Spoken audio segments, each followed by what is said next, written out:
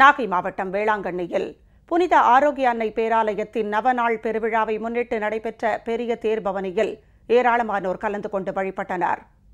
வேளாங்கண்ணி புனித ஆரோக்கிய அன்னை பேராலயத்தில் அன்னையின் பிறந்த நாளை முன்னிட்டு நவநாள் பெருவிழா ஆண்டுதோறும் நடைபெற்று வருகிறது.